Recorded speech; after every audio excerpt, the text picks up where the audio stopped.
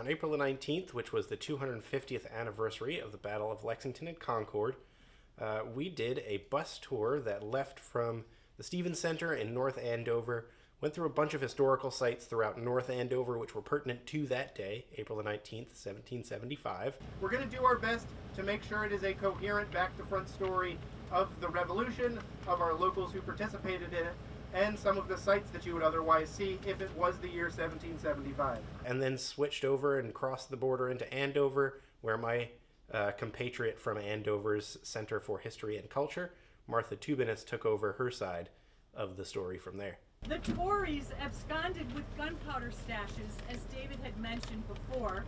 The colonists needed gunpowder. Joanna, our executive director, decided it would be really great to try and reunite North Andover and Andover for that special day where we were one town back in 1775, weren't split into Andover and North Andover until the 1850s.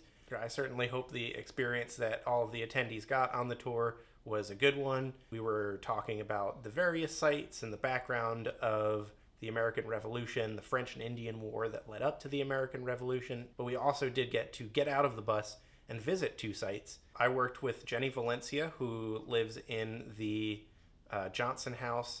It's called the Timothy Johnson House, but really we were talking about Captain Johnson, who was the grandson of the original Timothy Johnson.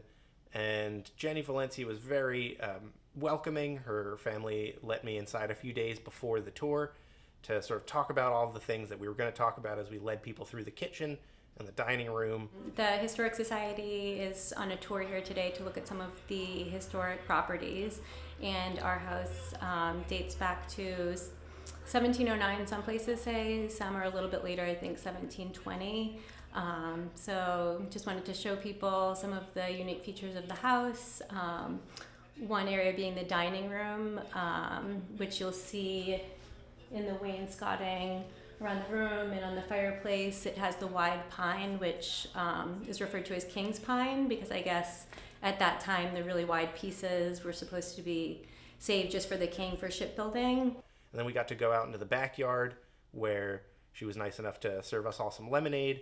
I read from the Essex Gazette, 1775, a bit of news pertaining to collecting the Minutemen companies. Colonel Samuel Johnson, lately chosen first officer of said regiment, addressed himself to the company, and with great zeal recommended to them the necessity of enlisting themselves into the service of the province.